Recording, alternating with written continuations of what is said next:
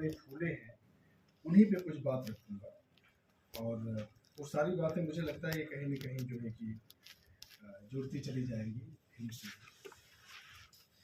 एक तो बात ये है कि इसमें एक जो विद्यार्थी जो है सावित्रीबाई फूले का,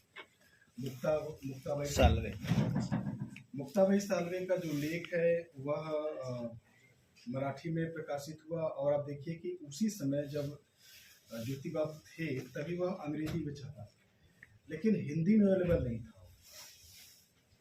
तो बहुत मतलब अभी तक अवेलेबल नहीं था, 2020-22 तक अवेलेबल नहीं था। फिर उसका अनुवाद मैंने ही किया मराठी से, फिर वो छपा, तो बहुत लोगों ने उसको मतलब कि बहुत तवज्जो दिया। और वह जो दस्तावेज है वह किसी भी दलित स्त्री के द्वारा लिखा गया शिक्षा पर पहला दस्तावेज है, तो बहुत महत्वपूर्ण है। अब वो मुझे लगता है कि नेट वगैरह पे है, आप लोग उसको देख लीजिएगा। जब मैं सावित्रीबाई फूले और ज्योतिबा फूले पर कभी सोचता हूँ तो मुझे कोहिनूर फिल्म जो है उसका गीत याद आता है कि आज जमीन जमीन पर आज है दो सितारों का मिलन। दरअसल उनका जो पूरा जीवन है वो इतना संघर्षमय है, और ऐसा लगता है कि थोड़ा एक सामान्य मनुष्य, बेहतर मनुष्य जो है, जो सामान्य मनुष्य की क्षमता होती है उससे बड़े क्षमता वाले मनुष्य जो कार्य कर सकते हैं वैसा कार्य उन लोगों ने किया है। तो देखिए कि 3 जनवरी 1831 को सावित्री जी का जन्म हुआ था, और 10 मार्च 1897 को 97 को जो है उनकी मृत्यु हुई थी। कुल 66 साल मिले थे उनको। 66 साल बहुत ज़्यादा भी नहीं होते, जितना काम किया उन्होंने उसके हिसाब से 66 साल बहुत ज़्यादा नहीं होते। इस फिल्म में ये बात तो नहीं दिखाई गई है, लेकिन सावित्रीबाई फूले की रचनाएं भी हैं, उन्होंने कविताएं लिखी हैं, उनके भाषण हैं, उनके निबंध हैं, जो कि अब प्रकाश में आ चुका है।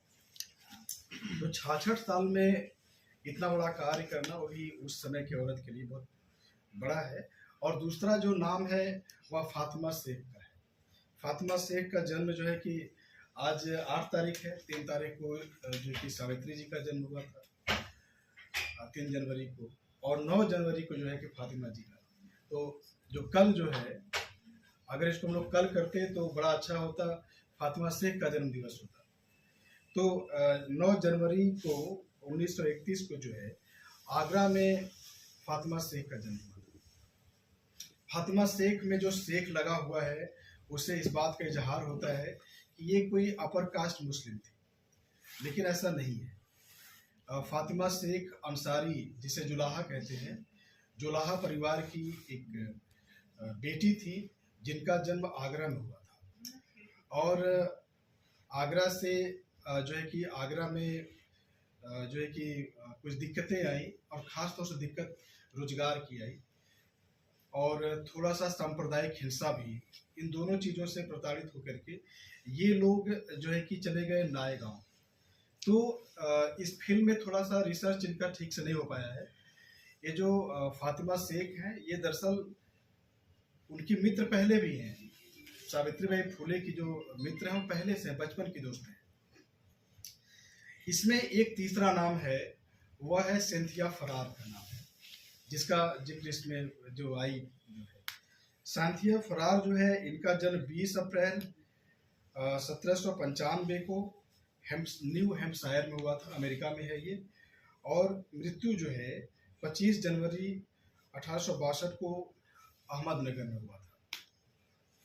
तो आप देखिए कि फातिमा शेख और सावित्रीबाई फूले जो मिलती है और मिल करके जो स्कूल खोलती हैं वो सब तो दिखाया इसमें फिल्म में, लेकिन उसके बाद जो सिंथिया फरार है और जो अंग्रेज दोस्त हैं उनसे मिलने जुलने के क्रम में एक बहुत ही अच्छा सुशिक्षित लड़का जो है फातिमा शेख के जीवन में आता है, जिसका नाम बरकत है, एक अंग्रेज दा लड़का है। तो बरकत से फिर शादी करके वो जो है आगरा चली जाती है। मुझे लगता है कि पूरी फिल्म अभी तक डिजिटल मीडिया में या फिर कहीं भी सावित्री ज्योतिबा फुले पर केवल 3 चीज़ें अवेलेबल हैं। एक आप देखेंगे जो है कि डिस्कवरी ऑफ इंडिया, भारत एक खोज, और दूसरा जो है कि एक फिल्म आई थी, मुझे लगता है कि 62 वगैरह में आई थी, 1962 वगैरह में, महात्मा फुले, ये मराठी की फिल्म है, और तीसरी ये फिल्म जो भी आई है फुले। तो ये ले देकर के 3 चीज़ें जो है हमारे सामने हैं, और 3 जो डिजिटल प्लेटफॉर्म पर चीज़ें उपलब्ध हैं, जो दृश्य श्रव्य माध्यम में जो चीज़ें उपलब्ध हैं, उनमें जो फुले दंपति को देखा गया है वो ज्योतिबा फुले के हवाले से देखा गया है। मतलब ऐसा नहीं है कि अगर इसको जो है कि सावित्रीबाई फुले के हवाले से देखा गया होता तो ये कोई कमजोर कथा होती। ये एक कथा उतनी ही मजबूत होती जितनी कि अब है। लेकिन फिल्मकारों ने, श्याम बेनेगल ने, पहली बार तो श्याम बेनेगल ने किया, उसके बाद एक मराठी फिल्मकार थे, उन्होंने मराठी में बनाया इसको, और अभी फिर हिंदी में इसको बनाया।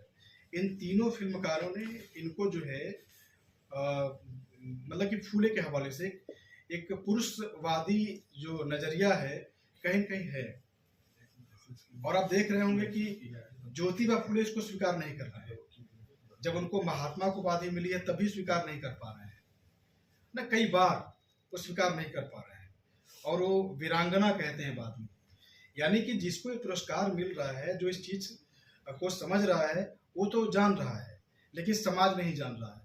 मुझे लगता है कि जब हम आइंदा कभी 1 साल 2 साल 4 साल बाद जब कभी मिलेंगे तो जो है कि सावित्रीबाई फुले पर बात करेंगे और किसी फिल्म के हवाले से बात करेंगे, शायद किसी की नज़र इस दिशा में आ जाए और सोचे। और जब सावित्रीबाई फुले के हवाले से किसी कथा का लेखन होगा, किसी फिल्म का लेखन होगा, तो आप यकीन जानिए कि उस समय सिंथिया फरार एक महत्वपूर्ण किरदार होगी। क्योंकि यहाँ पर तो एक इन्फॉर्मेशन है कि वो गई वहाँ, वो लोग गई वहाँ पर पढ़ने गई, और सिंथिया फरार ने जो है उनको पढ़ा दिया। लेकिन वो पूरा जो मैकेनिक्स है, वो जो पूरी यात्रा है, वो कहाँ है? वो नहीं है। तो उस पर गौर किया जाएगा। एक चीज़ तो ये, और दूसरी चीज़ ये है कि ये सिंथिया फरार ही है जिसके मृत्यु के समय जो है आगरा से फिर फातिमा शेख आती हैं और सावित्रीबाई फुले से उनकी मुलाकात होती है, अहमदनगर में मुलाकात होती है। तो मुझे यह लगता है कि ये फिल्म जो हम देख रहे थे इसमें बहुत सारा काट छाड़ भी किया गया है, तो न जाने क्या क्या कर गया होगा। लेकिन ये ऐसे दृश्य हैं जिन दृश्यों की आज के ज़माने में सबसे ज़्यादा आवश्यकता है। अगर जो है कि फातिमा शेख और सावित्रीबाई फुले और सिंथिया फरार, इन तीनों के किरदारों को, जो सच में बहुत बड़े किरदार थे, उन किरदारों को अगर ज़्यादा स्पेस दिया गया होता तो ये ज़्यादा महत्वपूर्ण हो जाता, उसका अर्थ ज़्यादा महत्वपूर्ण हो जाता। लेकिन सिनेमा 2.5 घंटे 3 घंटे में उसकी अपनी अलग तरह की दुश्वारियाँ होती हैं। इसमें ये किरदार पूरी तरह से छूट गया है। आप लोग जानते होंगे, जो हिंदी के विद्यार्थी होंगे, वो एक उपन्यास आया हुआ है ज्योति कलश, संजीव का उपन्यास है। अगर आप उसको पढ़ेंगे तो उसमें ये जो है बात सबसे ज़्यादा महत्वपूर्ण तरीके से उठाई गई है कि सगुड़ाबाई क्षीरसागर कौन थी। सगुड़ाबाई क्षीरसागर का किरदार सिनेमाकार ने क्यों हटा दिया, ये समझ के परे है। सगुड़ाबाई क्षीरसागर ज्योतिबा की बुआ थी और विधवा थी। एक अंग्रेज के यहाँ काम करती थी, और काम का जो रिश्ता था वो इस तरह का नहीं था जो बाई और मालिक का होता, वैसा रिश्ता नहीं था। उसके यहाँ बाकायदे उनकी अच्छी खासी दखल थी। तो सगुड़ाबाई क्षीरसागर जो है कि ने ही जो है ज्योतिबा फुले का लालन पालन किया, क्योंकि पता है कि 1 साल के बाद ही जो है, जब उनका जन्म हुआ था तो उसके 1 साल बाद जो है कि ज्योतिबा की माता जी का देहांत हो गया था। तो देखभाल जो है वो सगुड़ाबाई क्षीरसागर ने किया था।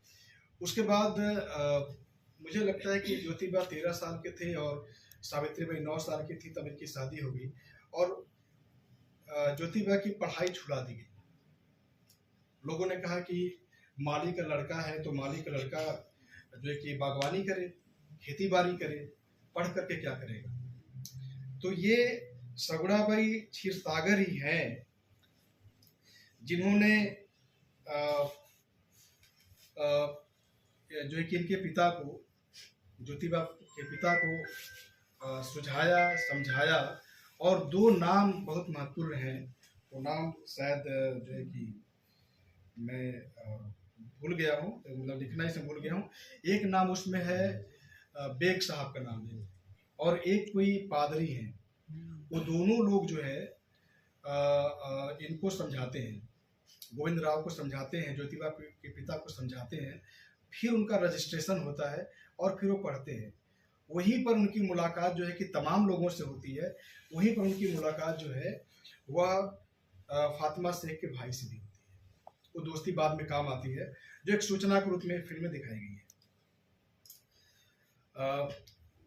जो तस्वीर आप लोगों ने बनाई हुई है, उस तस्वीर में आप लोग देखेंगे कि फातिमा शेख हैं, सावित्रीबाई फूले हैं, आगे दो विद्यार्थी जो दो छात्राएं बैठी हुई हैं, और पीछे जो है एक और तस्वीर है। वो जो तस्वीर है वह सगुड़ाबाई क्षीरसागर का है। तो ये तस्वीर बहुत महत्वपूर्ण है। मुझे लगता है कि एक ऐतिहासिक तस्वीर है, और जिसने भी इस तस्वीर को बनाई वो ये गलती नहीं किया कि भाई सावित्रीबाई फूले और जो है कि फातिमा शेख की पूरी कहानी जो है वह सगुड़ाबाई क्षीरसागर के बिना पूरी नहीं होती है। तो तस्वीर में तो है, लेकिन न जाने क्यों जो फिल्म बनाने वाले व्यक्ति हैं उन्होंने इसको जो है कि शामिल नहीं किया। तो एक चीज़ तो ये है। इसमें आप देखें कि जो काशीबाई है, जो ब्राह्मण विधवा है ना, जिसके लिए एक जो है कि गृह खोला जाता है, और विधवाओं के लिए मुझे लगता है कि ये जो आर्य समाज है ये बाद में आया है, प्रार्थना समाज के बाद आया है। 73 में जो है कि प्रार्थना समाज का निर्माण होता है, और 75 में आर्य समाज का निर्माण होता है, और 1828 में जो है वह जो है कि ब्रह्म समाज। तो सबसे पहले ब्रह्म समाज है जो स्त्रियों पर ठीक से विचार करता है। उसके बाद जो दूसरा जो संगठन है वह यह प्रार्थना समाज है जो विधवाओं की परिस्थिति पर विचार करता है। और मैं तो चूंकि महाराष्ट्र में रहा हूँ और बम्बई में रहा हूँ, तो पुणे तो बहुत आना जाना होता था। अगर आप पुराने दस्तावेजों को खंगालेंगे तो आपको पता चलेगा, वो नाम भी जो है कि आपको मिल जाएंगे, कि जिन लोगों का उपकार जो है कि विधवा पालन गृह जो है खोलने से जिन लोगों का उपकार हुआ, उसमें अपर कास्ट की महिलाएं ज़्यादा थी। क्योंकि होता क्या था कि अपर कास्ट की महिलाओं में पुनर्विवाह की व्यवस्था जो है कि हो नहीं पाई थी, और जो दूसरे समाज की जो औरतें थी वहाँ पर पुनर्विवाह की संभावना थी, शादी हो जाती थी, तो वहाँ पर अवांछित गर्भ की संभावना नहीं थी, लेकिन यहाँ पर थी। तो उसमें अगर आप उन नामों को देखेंगे तो आपको पता चलेगा कि किसका ज़्यादा भला हुआ। लेकिन उसी के कारण ज्योतिबा फूले और सावित्रीबाई फूले को काफ़ी मुश्किलों का भी सामना करना पड़ा। तो जो काशीबाई है, काशीबाई का ही बेटा जो है जसवंत है ना, जसवंत है, और जिसको जो उन्होंने जो है कि अपने बेटे के रूप में स्वीकार किया, और बाद में वही उनका जो उत्तराधिकारी बनता है। ये केवल इसको हम ऐसे देख लें कि काशीबाई के बेटे को ले लिया उन्होंने क्योंकि उनके पास कोई संतान नहीं था, इस चीज़ को डिकोड करने की जरूरत है। डिकोड करने की एक जरूरत ये है कि पिता कहता है, ज्योतिबा फूले के पिता कहते हैं, मैं तुम्हें अनुमति देता हूँ कि तुम दूसरी विवाह करो। तो उसके बाद ज्योतिबा फूले कहते हैं कि अगर मान लो कोई कमी मेरे में होगी तो क्या आप सावित्रीबाई फूले को दूसरी शादी की जो कि अनुमति देंगे। ये चीज़ आपको लग रहा होगा कि काफ़ी मतलब कि प्रभावशाली नहीं है, लेकिन बहुत प्रभावशाली है। आज भी जो है पुरुष जो है इस बात को स्वीकार करने में टकराता है कि उसके अंदर कोई कमी है, वो महिला के अंदर ही कमी स्वीकार करता है। और पुनर्विवाह के बड़े कारण जो इस देश में हुए हैं वो ऐसे ही हुए हैं। आपको एक चीज़ मैं और बता दूं कि जैसे बेटियां जो पैदा होती हैं, कि बेटियां जो पैदा होती हैं ये औरतों की वजह से नहीं पैदा होती हैं, बेटियों के पैदा होने में सबसे बड़ा जो कारण है वह पुरुषों का है, क्योंकि एक्स वाई जो क्रोमोजोम है उसमें जो वाई क्रोमोजोम है वो पुरुष का है। वो यक्स का तो जो जो लेडी का जो एक्स है वो दोनों में जाता है, वो लड़का में हो या लड़की में हो, वो यक्स तो जाता ही जाता है। लेकिन जब पुरुष का एक्स लेडी के एक्स से मैच कर जाता है तो लड़की होती है, और जब पुरुष का वाई जो है एक्स से मैच करता है तो बेटा बनता है। तो दिस इज बिकॉज ऑफ, ये तो पुरुष की वजह से है। लेकिन आप देख लें कि कितनी जो है कि दुश्वारियां हैं कि बच्ची पैदा करने के लिए लोग, बेटा पैदा करने के लिए लोग कितनी लाइन लगा देते हैं, कितने बच्चे पैदा करते हैं, है ना। तो ये एक डिकोड तो ये है कि ज्योतिबा ने इसको ऐसे टैकल किया। दूसरा ये है कि एक तरह का जातिवाद जो है वह निम्न जातियों में भी पाया जाता है। अगर कोई निम्न जाति का व्यक्ति, निम्न जाति मतलब कोई अगर जो है कि ओबीसी का है, कोई एससी का है या कोई एसटी का है, अगर उसके पास संपत्ति है तो मुझे नहीं लगता कि ऐसी कोई परिस्थिति उसके सामने भी आकर निर्मित हो पाएगी कि वह किसी अपर कास्ट के बच्चे को अपना जो है कि बच्चा स्वीकार करे। वो अपने ही रिश्तेदारियों में बच्चों को लेगा। लेकिन यहाँ पर बिना एक बार विचार किए जो है उन्होंने काशी बाई, जिसको पता भी था कि ये कौन है, कहाँ से कैसे है, उसके बच्चे को स्वीकार किया। ये जो स्वीकृति है एक समावेशी निर्माण की स्वीकृति है कि जो एक समावेशी जो समाज बनेगा जिसमें सब लोग होंगे तो वह ऐसे ही क्रिया से होंगे कि हम हर एक को स्वीकार कर पाए। इसके बाद अब आप देख लें कि जो सावित्रीबाई फूले हैं उनके साथ जो नाम जुड़ता है वह फातिमा शेख का जुड़ता है, सिंथिया फरार का जुड़ता है और सगुड़ा बाई का जुड़ता है। एक तरह से आप देखें कि एक जो औरत है वह अमेरिका की है, एक जो औरत है वह उनके समाज की है, सगुड़ा बाई जो है, एक जो औरत है वह पासमानदा मुस्लिम है। तो एक पूरा कैनवास बनता है, एक स्त्री लोक जो है ना, एक दुनिया की जो स्त्री लोक हो सकती है उसका पूरा कैनवास है जो है कि सावित्रीबाई फुले के साथ एक बृहद समाज है, समाज उनके साथ है। और फिर इसी के बरक्स अगर हम जो है कि बात करें जो है कि ज्योतिबा फुले की अगर बात करें तो ज्योतिबा फुले के साथ उनके दोस्तों का पूरा एक समाज है जिसमें उस्मान हैं और मोरोपंत हैं और तमाम लोग हैं। तो वहाँ पर आप देखें कि मुस्लिम भी हैं, ब्राह्मण भी हैं और एक दलित समाज के होने के नाते ज्योतिबा भी है। तो वो जो समाज है वह समाज भी कोई एक रंगी समाज नहीं है, कोई एक तरह का समाज नहीं है, वो भी एक समावेशी समाज है। अब देखिए यही कारण है कि ज्योतिबा फुले का और सावित्रीबाई फुले का ठीक से निभ पाया, क्योंकि दोनों एक समावेशी समाज के निर्माण का सपना देख रहे थे, है ना। ऐसी दंपति भारत को छोड़िए दुनिया में मुझे लगता है कि सिर्फ एक ही है और बाकी कोई है नहीं। वो दंपति कौन सी है? पेरी क्यूरी और मैडम क्यूरी की है ना। जो पेरी क्यूरी थे वो भी साइंटिस्ट थे, उनको भी वो फिजिक्स के साइंटिस्ट, वो फिजिक्स के आदमी थे, उनको फिजिक्स का नोबेल प्राइज मिला था। जो मैडम क्यूरी जो हैं वो केमिस्ट्री की साइंटिस्ट थी, वैज्ञानिक थी, उनको रसायन विज्ञान का जो है कि वो मिला था, नोबेल प्राइज मिला था। और उनका बेटा जो है, उनकी जो बेटी जो है उनको भी नोबेल प्राइज मिला था। तो आप देखें कि जो इनका बेटा शंकर है वो भी कल्याण के, वो भी डॉक्टर बनता है।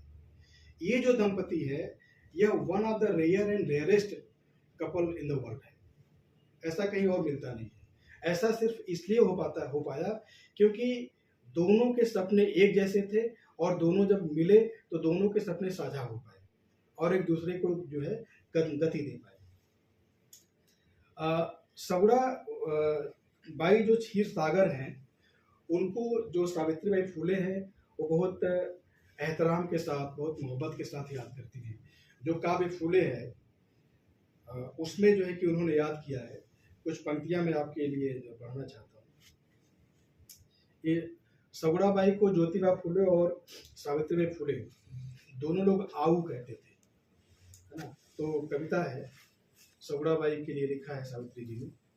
हमारी प्यारी माए मेहनत खूब करने वाली, दयावान और सभी को प्यार करने वाली, विशाल मन के आगे उनके विशाल मन के सागर उनके उथला लगे, आऊ के सामने आसमान भी ठिकना लगे। तो अब आप देखिए कि ये जो सावित्रीबाई फुले हैं लगभग एक आराध्य के रूप में जो है क्षीर सागर को देख रही है। गोविंद राव, जैसा हमने कहा कि गोविंद राव जब ब्राह्मणों के दबाव में आकर के जो है कि जब पढ़ाई छुड़वा दिए, तो यही सगुड़ाबाई थी जिन्होंने गयास बेग, नाम भी याद आ रहा है, गयास बेग जो उर्दू और फारसी के बड़े मराठी लेखक हैं, और ईसाई पादरी लिजीट साहब, इन दोनों के कहने पर फिर उनका रजिस्ट्रेशन कराती हैं और फिर जो है कि पढ़ पाते हैं। और उसके बाद फिर ज्योतिबा फुले के पढ़ाई के क्रम में, स्कूल जाने के क्रम में ज्योतिबा फुले के जो साथ आते हैं वो हमेशा उनके साथ होते हैं। एक नाम है सदाशिव बल्लाल गोवंडे, जो फिल्म भी थे। थॉमस पेन की किताब उसी समय इनके जहन में आती है, जिसका जिक्र है थोड़ा सा इसका जिक्र है। थॉमस पेन को आम आदमी का बाइबल कहा जाता है। मुझे लगता है कि इसको पढ़ना चाहिए, है ना। और ये एक ऐसी किताब है जिस किताब का असर दुनिया के जितने भी प्रगतिशील संविधान हैं उन सारे प्रगतिशील संविधानों पर इस किताब का प्रभाव दिखाई देता है, थॉमस पेन का।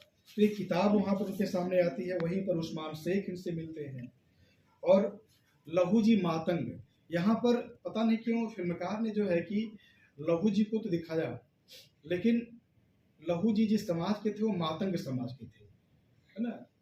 महार और मातंग ये जो है कि महाराष्ट्र की दो जो है दलित कम्युनिटीज हैं, बहुत बड़ी दलित कम्युनिटीज हैं, और महारों के ही नाम पर महाराष्ट्र भी पड़ा हुआ है। तो जो लहू जी जो मातंग हैं ये लड़ना चाहते थे, 1857 की लड़ाई में लड़ना चाहते थे। वो जो झंडा उंडा और डंडा जो सिखा रहे हैं वो दरअसल वहां जाने की तैयारी है। लेकिन जब जो है कि आप लोग देखेंगे कि जब ये समझा पाए उनको, हालांकि उठाकर पटक दिए थे, और तवारीख तो बताए कि पटक नहीं दिए थे, 2-4 थप्पड़ दिए भी थे, लेकिन उन्हें दिखाया गया। तो लेकिन उसके बाद एक बॉडीगार्ड की तरह, एक प्रोटेक्शन फोर्स की तरह इन्होंने ये जो बताया गया ना कि 20वां स्कूल खोल दिया गया। तो 20वां स्कूल जो खोल दिया गया तो ऐसा नहीं कि वो जाते थे और खुल जाता था।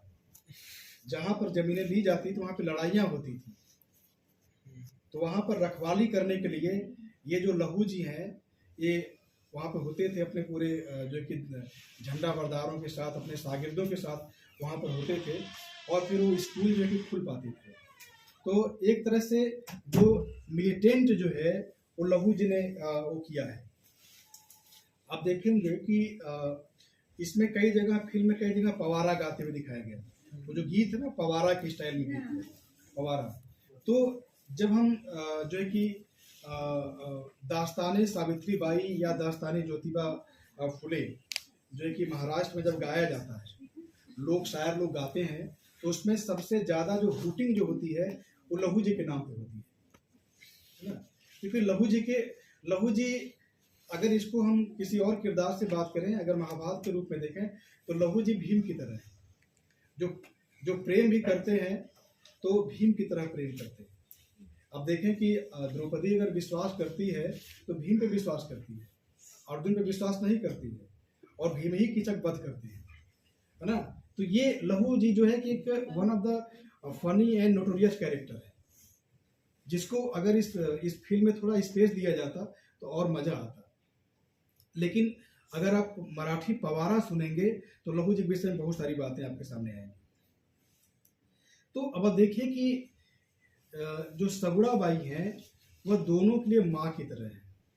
ज्योतिबा फुले के लिए माँ की तरह है, सावित्रीबाई फुले के लिए माँ की तरह है, और उन्हीं के मार्फत जो है ज्योतिबा फुले को स्कूल मिलता है, किताबें मिलती हैं, दोस्त मिलते हैं, और फिर वो सपना देखने के काबिल बनते हैं। तो मुझे लगता है कि इतने महत्वपूर्ण कैरेक्टर को जो है फिल्म से नहीं हटाना चाहिए था, और अगर फिल्म से हटा भी दिया गया तो आप लोग अपने जेहन से मत हटाइएगा। सावित्रीबाई और ज्योतिबा फुले जब दोनों आते हैं और दोनों एक समान सपना देखते हैं, एक ऐसा सपना देखते हैं जो सिर्फ सपना नहीं बनता है, हकीकत भी हो जाता है। देखिए, होता ये है कि हम सभी लोग सपने देखते हैं, है ना, और हर दिन सपने देखते हैं, लेकिन पूरा बहुत कम लोग कर पाते हैं, समाधान तक बहुत कम लोग पहुंच पाते हैं। यहाँ पर इन दोनों ने सपना भी देखा और सपना को पूरा भी किया। सपना क्या देखा? सपना ये देखा कि जातिवाद से मुक्ति हो जाए। पहला सपना ये था कि ये जो मुल्क है यह जातिवाद से मुक्त हो जाए। दूसरा जो सपना था वो सपना ये था कि अंधविश्वास से मुक्ति मिले। और तीसरा सपना था असमानता से मुक्ति मिले।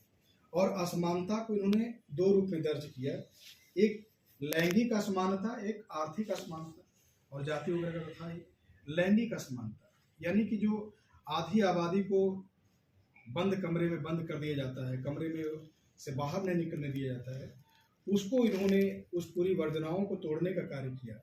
और उसके बाद जो है कि आधी आबादी को कहने में कोई संकोच नहीं होना चाहिए कि आधी आबादी के लिए अगर किसी ने शिक्षा की पैरवी की ठीक ठाक से तो यही दंपति थी। और आप लोग देख लें कि इन्हीं के बाद फिर जो है महिलाओं के लिए पहला जो विश्वविद्यालय बनता है भारत में, वह बम्बई में बनता है ना, SNDT महिला विश्वविद्यालय। वह भारत के किसी भी, या ऐसे कह लीजिए भारत नहीं बल्कि एशिया का ऐसा पहला विश्वविद्यालय है, महिलाओं का पहला विश्वविद्यालय है। ठीक है, तो ये सब उन सपनों की या उन जो है कि सपनों को पूरा करने की जो कोशिशें हुई उनका परिणाम है। जाति भेद से मुक्ति के लिए सत्यशोधक समाज का निर्माण किया गया। और सत्यशोधक समाज की जो प्रस्तावना है या सत्यशोधक समाज को लेकर के जो ज्योतिबा कहना चाहते हैं वो मैं आप लोगों के सामने पढ़ देना चाहता हूँ।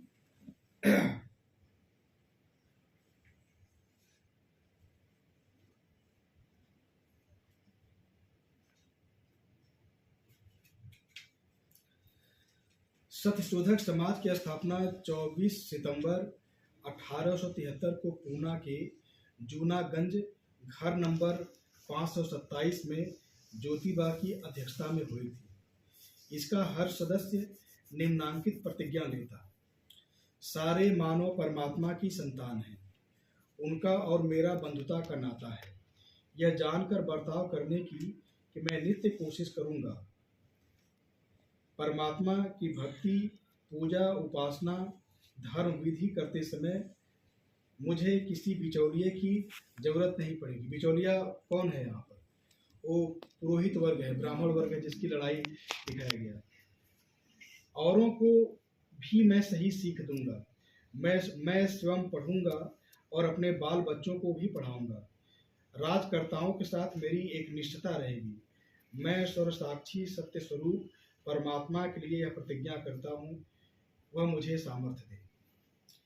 अब आप इस प्रतिज्ञा को देखिए और फिर आप जो है कि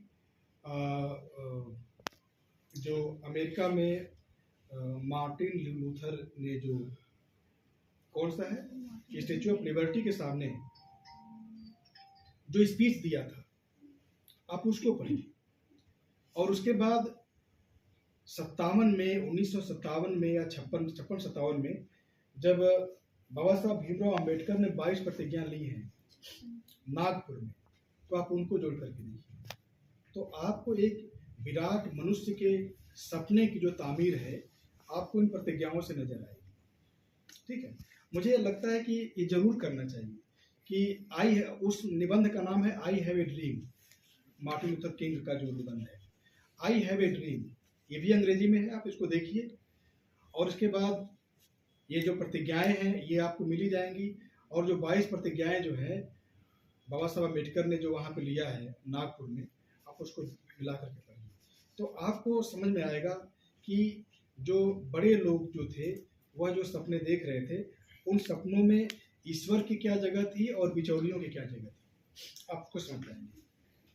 इसके बाद अंधविश्वासों से मुक्ति, अंधविश्वासों से मुक्ति में पहला काम तो इन्होंने यही किया कि इन्होंने ये बताया कि भाई देखो, छुआछूत जैसी कोई चीज़ नहीं होती है। और दूसरा जो काम किया वह था विधवा पुनर्विवाह, विधवाओं का पुनर्विवाह। और आप देखो कि इस देश में ज्योतिबा फुले और सावित्री फुले ने क्या करा दिया, नाइयों से हड़ताल करा दी। नाई लोग हड़ताल कर दिए। ये भूतों ने भविष्य जैसी स्थिति है कि नाई हड़ताल कर दिया और कन्विंस किया उनको उन्होंने, यार ये तुम लोग क्या कर रहे हो। और ये तो यहाँ पे छोटी सी ऐसे बाल्टी उल्टी में डाल दिया गया, ये पूरे महाराष्ट्र में बहुत बड़ा आंदोलन हो गया था। ठीक है, तो एक काम उन्होंने ये किया। और दूसरी चीज जो ये है कि ये कह देना कि भाई महिलाएं पढ़ेंगी तो बदचलन होंगी, महिलाएं पढ़ेंगी तो खराब होंगी, महिलाएं पढ़ेंगी तो उनका चरित्र भ्रष्ट हो जाएगा। ये देखिए 1873 में इस देश के लोग ऐसा सोचते थे, आपने फिल्म में भी देखा, ऐसा सोचते थे कि महिलाएं पढ़ेंगी तो खराब हो जाएंगी, है ना, उनका चरित्र भ्रष्ट हो जाएगा। अब आप लोगों में से कितने लोग हैं जो इस बात पर यकीन करेंगे कि लड़कियां पढ़ेंगी तो खराब हो जाएंगी? कोई नहीं मानता इस बात को। लेकिन इस बात को लेकर के और देखिए कि इस फिल्म में एक बहुत महत्वपूर्ण दृश्य है कि सारे शिक्षक पढ़ा रहे हैं, लड़कियां पढ़ रही हैं। पहली बार एक ऐसी फिल्म जिसमें पढ़ती हुई लड़कियों की छवियां ज़्यादा हैं। अगर आप कोई और फिल्म देखेंगे तो पढ़ते हुए लड़कों की छवियां ज़्यादा दिखाई देती हैं, लेकिन यही एक ऐसी फिल्म है जिसमें पढ़ती हुई लड़कियां ज़्यादा दिखाई देती हैं। इसकी ताकत है। उसमें क्या दिखाया कि सारे टीचर पढ़ा रहे हैं और ज्योतिबा फुले को वो सब आते हैं और डंडा से पीटते हैं। ये जो दृश्य है ना, अगर सिनेमा की नज़र से अगर आप देखें तो ये दृश्य जो है कि सिनेमैटिक एस्थेटिक की दृष्टि से दुनिया के बेहतरीन सिनेमा के दृश्यों में से एक है। ऐसा ही एक दृश्य जो है वह एक इटालियन फिल्म है, बाइसिकल थीफ उसका नाम है। डी सिका की फिल्म है।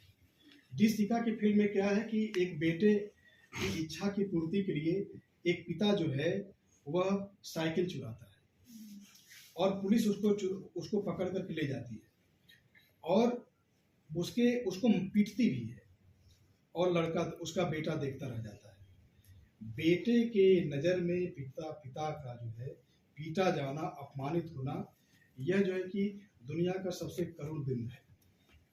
वैसा ही बिंब है इस फिल्म में भी। बच्चियां हैं और देख रही हैं और उसका जो अध्यापक है, जो उसका शिक्षक को पीटा जा रहा है। ये बहुत करुणा पैदा करने वाला दृश्य है जो आपने फिल्म में देखा।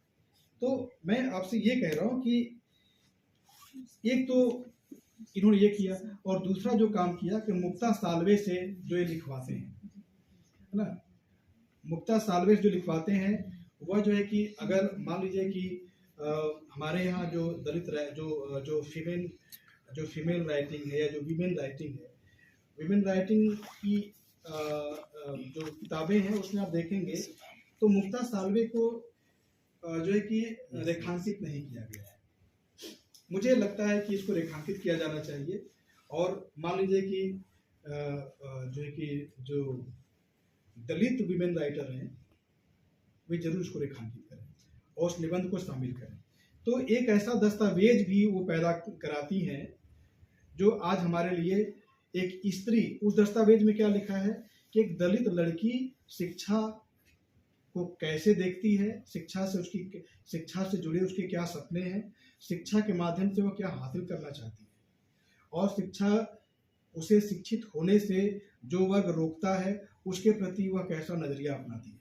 यही सारी चीजें दर्ज हैं, तो उसको देखा जाना चाहिए। तो इन सारी चीजों यानी कि जाति भेद से मुक्ति के लिए, अंधविश्वास से मुक्ति के लिए, असमानता से मुक्ति के लिए जो समाधान निकाला उन्होंने, वो समाधान क्या था? वो समाधान ये था कि इस मुल्क में सबसे ज़्यादा शिक्षालय होने चाहिए, बहुत ज़्यादा स्कूल होने चाहिए और उन स्कूलों में लड़कियों की संख्या होनी चाहिए। ये जो सावित्रीबाई फुले को और फातिमा शेख को जो शिक्षक बनाया गया ये तो मजबूरी में बनाया गया, इसलिए बनाया गया क्योंकि ब्राह्मणों ने ये शर्त रख दी कि जो है कि लड़कियों का हाथ पकड़ करके पुरुष पढ़ाएंगे, ये लाइन आई है फिल्म में। तो इस चीज को तोड़ने के लिए उन्होंने जो है ये काम किया, महिलाओं को, अपनी बहन को और अपनी जो है कि पत्नी को उन्होंने शिक्षक बनाया।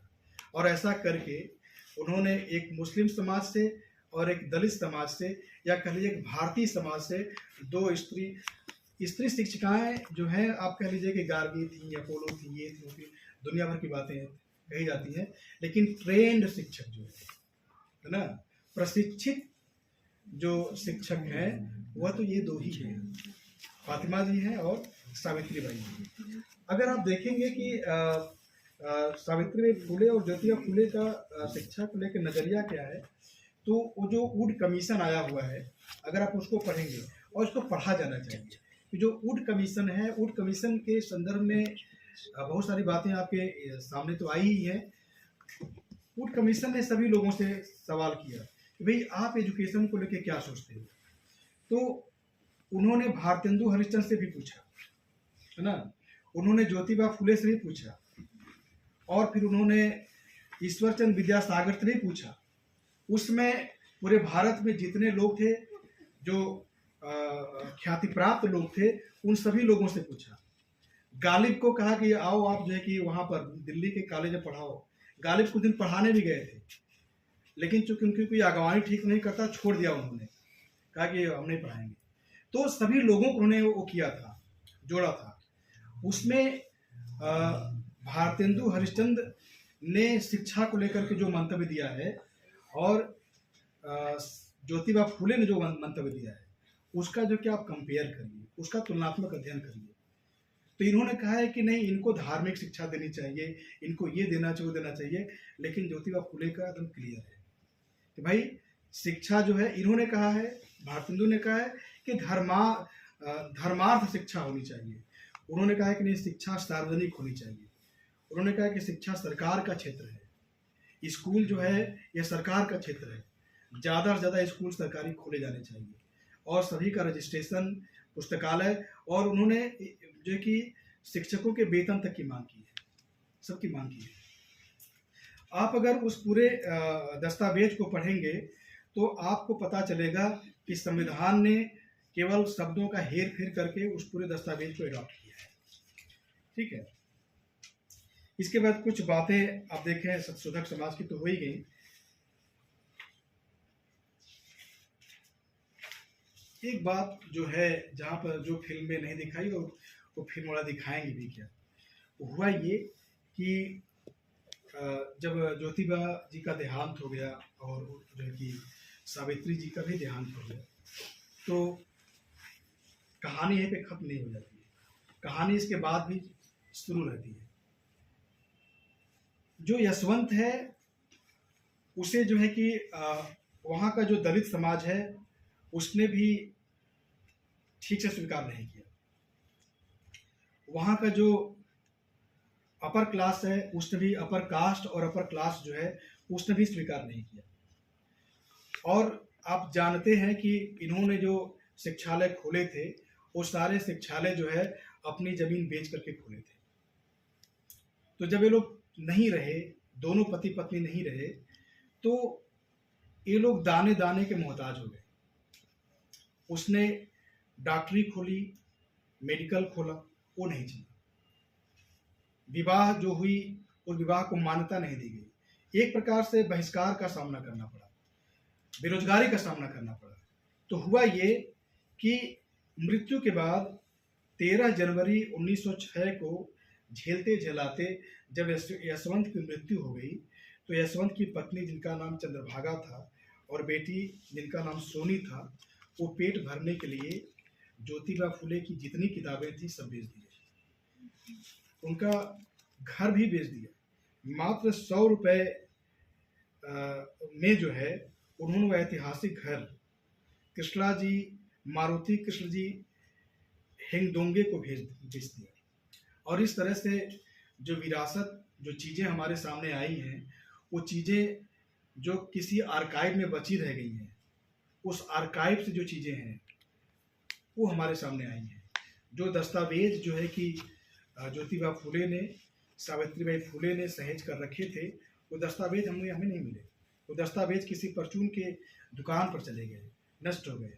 वो घर नहीं हमारे पास है जहाँ पर कि उन्होंने पालना गृह खोला था, जहाँ पर कि शतशोधक समाज की बैठकें होती थी, वो सारी चीज़ें, सारी विरासत जो है गुम हो गई है।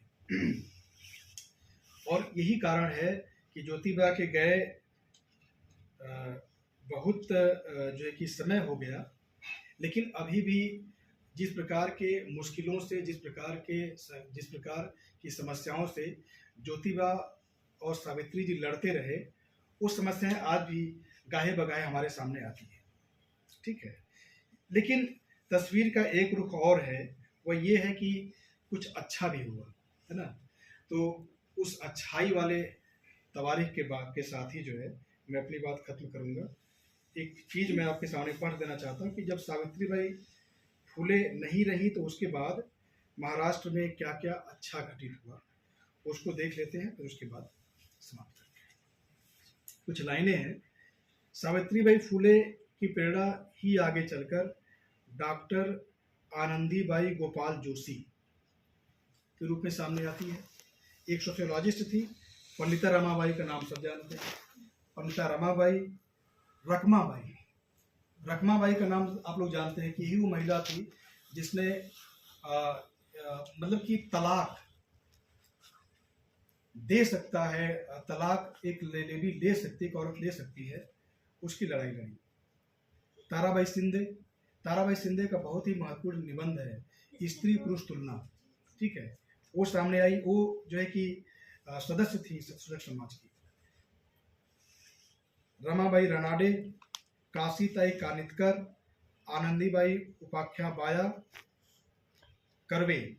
ये कर्वे जो है ये सोशियोलॉजिस्ट हैं, एंथ्रोपोलॉजिस्ट हैं, फर्स्ट इंडियन एंथ्रोपोलॉजिस्ट हैं। कृष्णाबाई वेलकर, राधाबाई कृष्णराव वेलकर इत्यादि, ये महिलाओं की पूरी खेप जो है महाराष्ट्र से सामने आती है। आप देखें कि जो प्रबोधन जो हुआ है, जो मराठी कहते हैं ना कि मराठी प्रबोधन जिसे कहते हैं, नवजागरण का एक रूप जो है मराठी है, एक बंगला है। तो जो मराठी नवजागरण है, उस मराठी नवजागरण में जो अचानक से पढ़ी लिखी औरतों का पूरा एक खेमा दाखिल होता है, उसमें जो है कि सावित्रीबाई फुले का जो योगदान है वो बहुत महत्वपूर्ण बन के आता है। तो यही सारी बातें करनी थी, बहुत संक्षेप में मैंने आप लोगों से बातें की। कोरस ने मुझे इनवाइट किया, इसके लिए बहुत बहुत धन्यवाद।